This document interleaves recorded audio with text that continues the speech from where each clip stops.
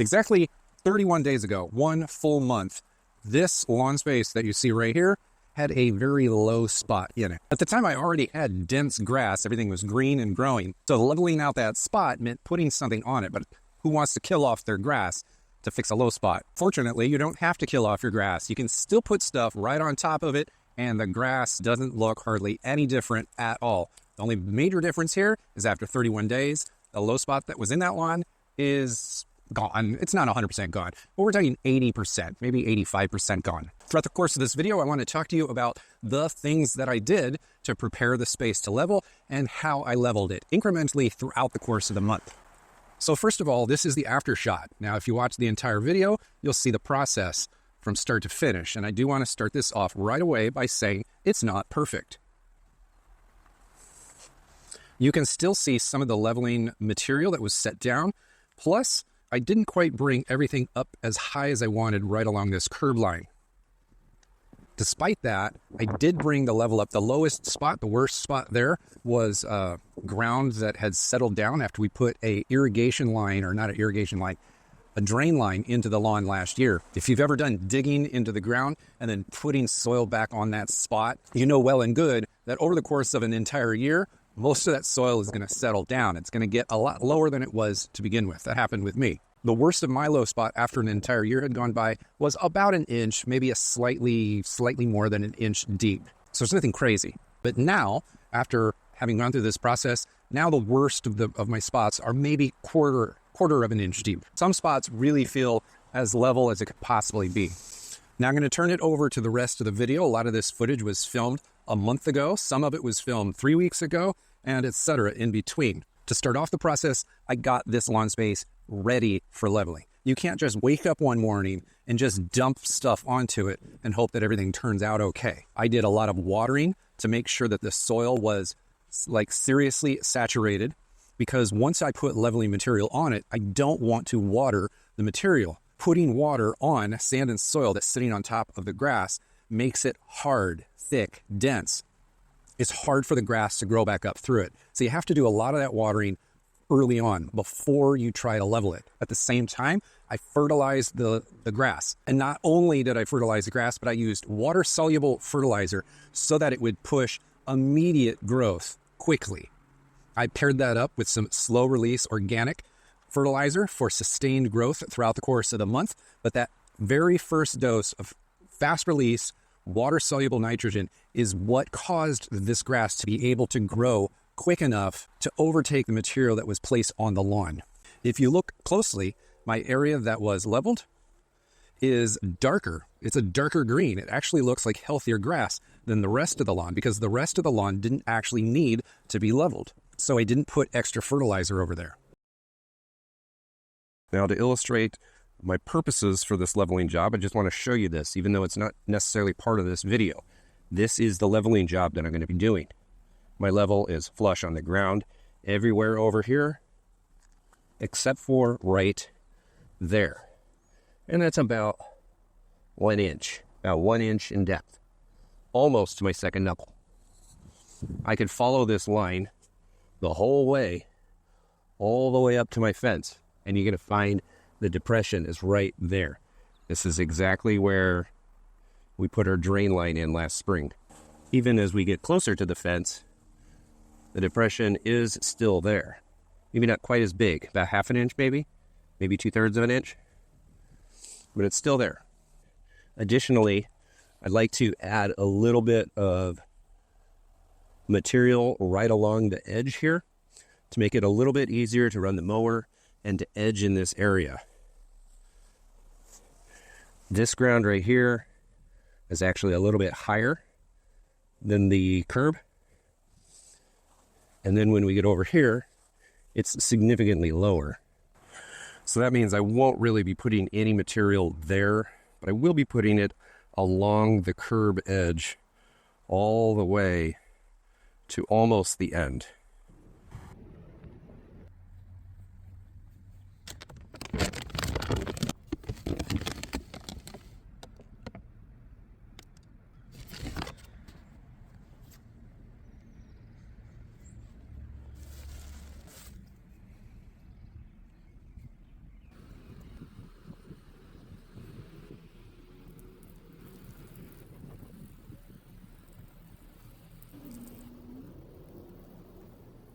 All right, here we are. It's been, I don't know, 30 hours or so. It's the next day, later in the afternoon, and everything is properly dry.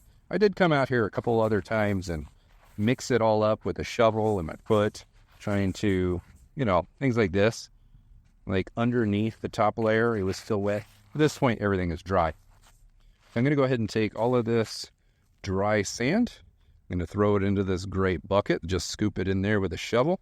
And then I'm going to put out my bags of organic matter, which is mostly, we call it potting soil or, all-purpose potting soil. I've got bags of raised bed or lawn soil in the garage. Thing is, it's mostly just organic material. It's like composted forest products with additives. Now, there's a lot of really cool additives in this, which is why I bought these bags, but I still want everything to be dry. So I'm going to go put that out on the mat and let all of that dry out until tomorrow also.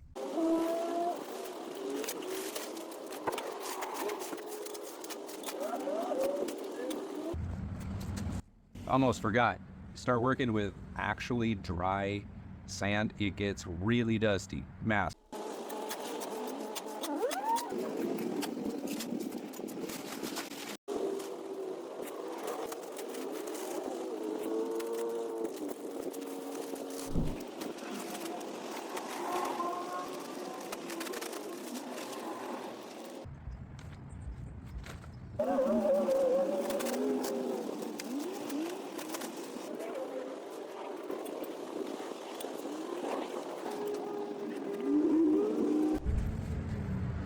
So it's not nearly as big of a deal to dry this stuff out as it is the sand, because the sand weighs so much more than the dirt. We mix it all together, and the dirt and the sand is going to be heavy. The extra water that's in this, I'm going to get rid of it because I can't. I got warm, sunny skies right now. Tomorrow, everything is going to be like crazy dry. So I'll mix it all together. It'll be great. If it wasn't so easy to dry this out, I'd probably just mix it all together and just call it a day. But one extra day of dry time isn't that big of a deal for me. I'm going to wait for my lawn over there to respond to the fertilizer I put down yesterday anyway, so might as well dry the stuff out more.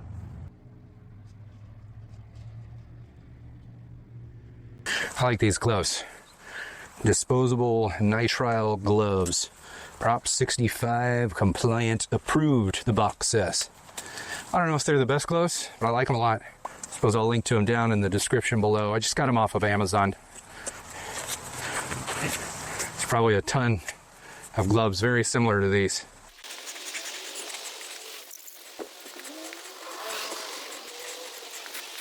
Whenever possible, I try to walk where I haven't sprayed. Sometimes you can't avoid walking where you just sprayed, but I try my best. Let's go spray the bushy stuff over there.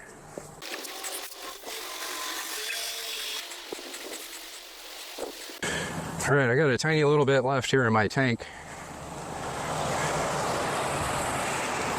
So I got to take it back over and do a last little skim coat over the section of my nicer lawn over by my driveway to get rid of it, because I got the exact amount of product necessary for this area.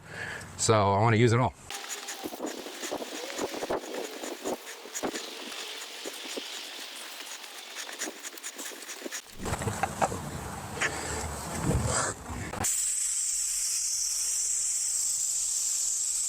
All right, that last little bit that's in there comes out like as a real, almost like a fog.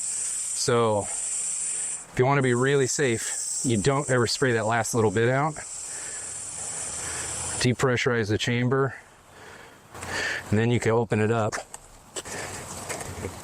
As you open it up, there's still going to be residue of product in there. So at this point, you're going to go ahead and fill it back up with water so that you can dilute it heavily and then spray it out somewhere on the edge of your property. Obviously, I wouldn't like, you're going to just dump it down the drain. So put it out on the edge of your property somewhere that is safe. If you want to go the extra mile, then you got yourself a tank cleaner and you put that in there. Most people don't do that, but man, it's a good practice.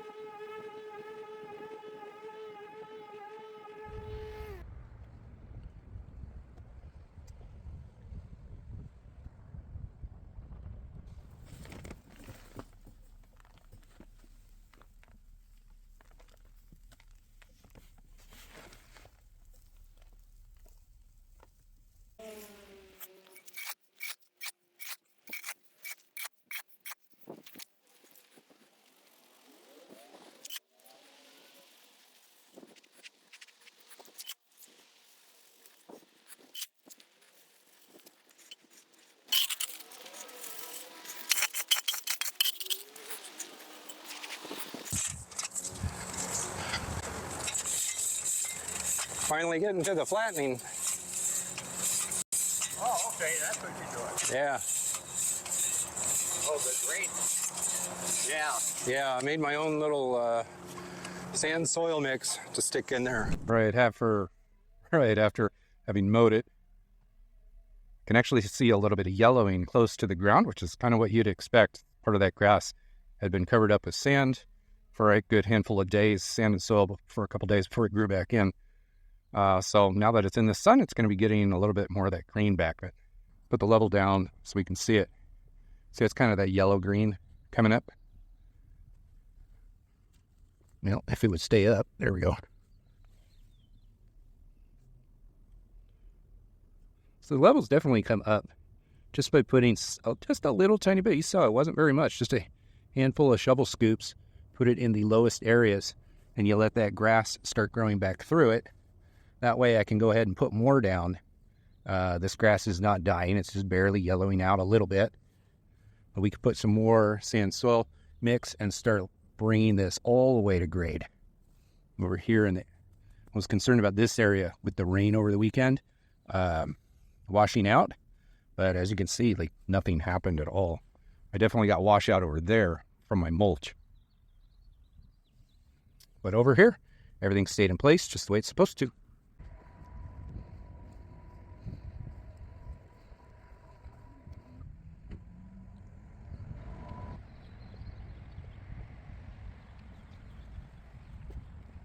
I should say over the past 6 days, I never once irrigated the spot. However, we did get a lot of rain over the weekend. So it was about 4 days dry, and then over the weekend we got a lot of rain. So the soil moisture is still very wet, but as you can tell, everything's growing through it perfectly.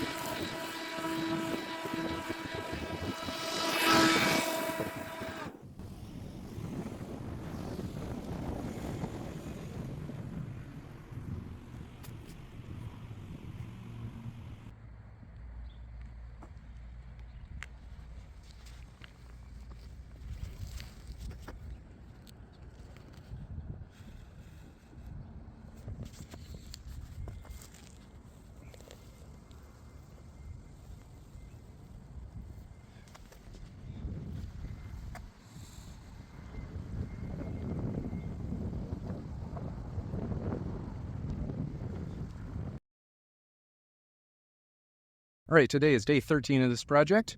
This is the third time I'm going to be putting my sand soil mixture over there on the lawn. Before I do it, let's go ahead and measure with the actual level to see how flat we are, how much we got to go. All right, here's the level. Obviously, we can still see sand through the spot, but there's plenty of grass blades popping up. That right there. I swear that's like a quarter of an inch at this point. We're almost flat already.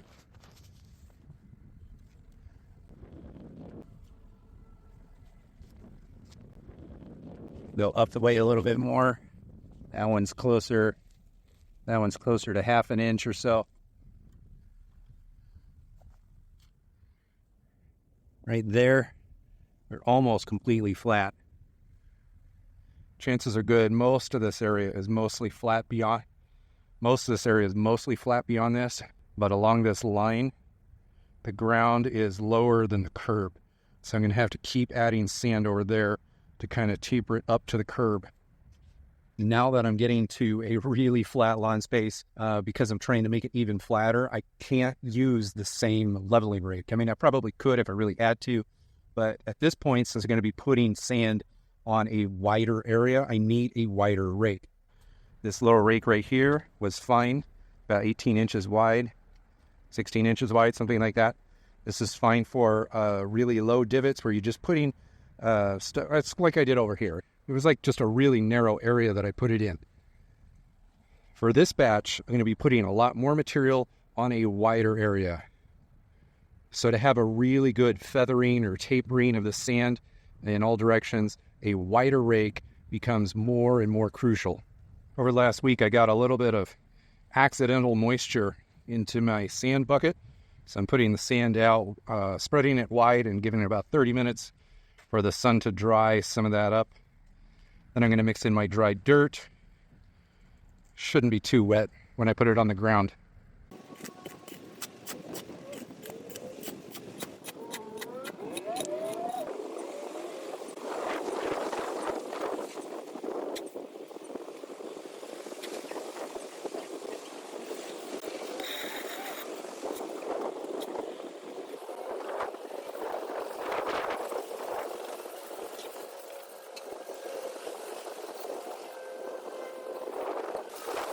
Right now, as I've done a couple times in this video already, once I put all this stuff down because I didn't sift it and get some of the larger sticks out of my soil mix, I like to go over it with a lawnmower, put the bag on it, bring the mower up a little bit so I get a lot of airflow and suck some of those things, some of those bigger, light, dry chunks of sticks predominantly, get them off the lawn into the bag. There's a little bit of risk of dinging your mower blade, but when you sharpen your mower blade all the time, it's not that big of a deal. I've got videos on this channel about sharpening them. I put a link to one of those videos down in the description below.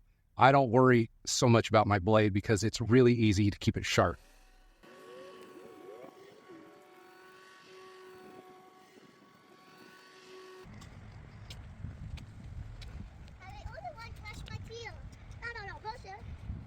Yep.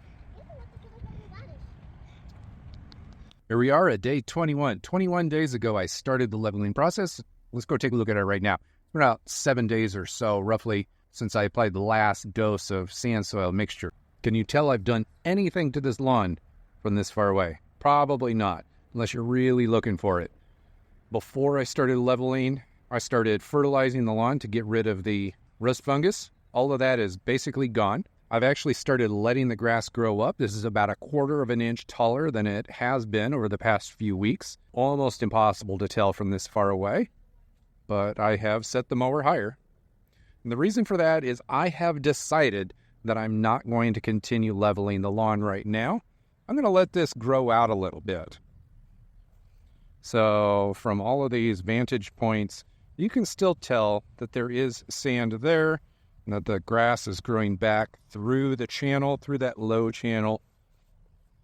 The worst of spots started at about 1 inch lower than everything else. Right now, I would say everything is about 1/4 of an inch, maybe 1/3 of an inch low at the worst of spots. I could very easily go ahead and put some more soil and sand mixture on top of this and keep it going, but I do expect temperatures in my area to start coming up pretty quickly over the next few weeks. So I do want to have a little bit more top growth on this grass. I don't want to keep scalping it down low like I have been. I need top growth on this grass to be able to shade the soil because this grass right here, Kentucky Bluegrass, is not designed. This is not going to do well in an arid environment where we don't get much rain.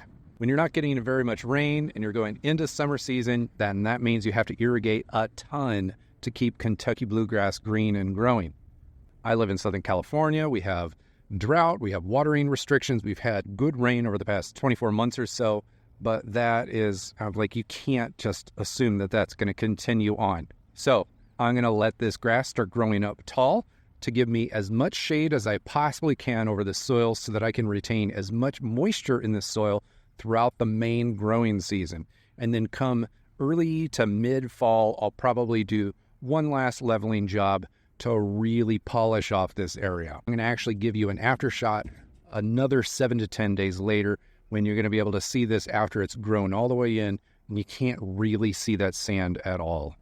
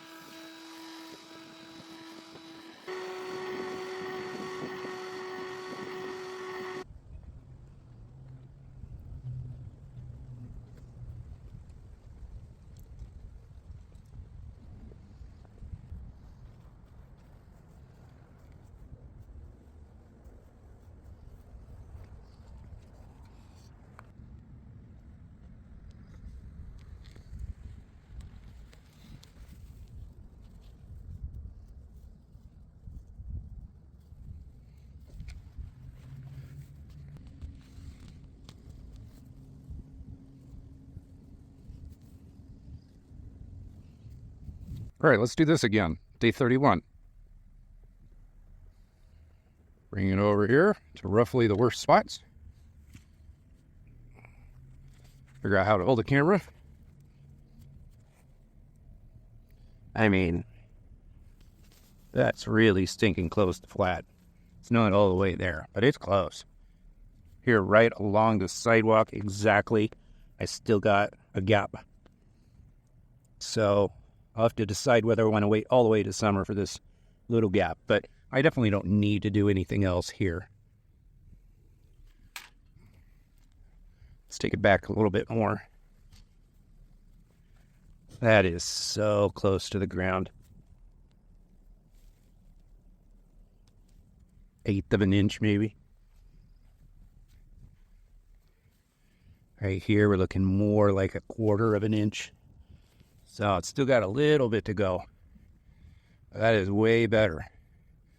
All it took was 1 month worth of waiting and about, a few hours worth of work. Here along the edges, that'll take some time. I didn't really have a lot of good grass growing there in the first place.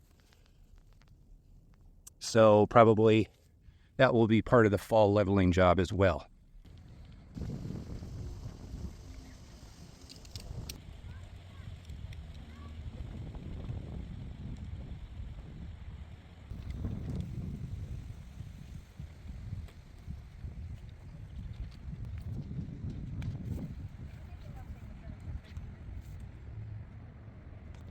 Now, in addition to this big video, this important video here on the channel, I've also got a resource full of common and not so common Q&A material having to do with lawn leveling. Find it in the description below. There's going to be written text and there's some videos in there.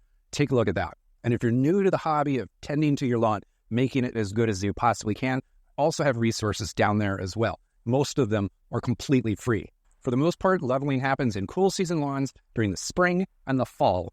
And for warm season lawns, it happens during the summer. I have guides to all 3 seasons linked in the description below. And if you'd like to learn the fundamentals, like the very bare bones fundamentals to lawn care in the most efficient way possible, then a great place to start is this video right up here, all about the fundamentals to tending to the lawn as best as you possibly can.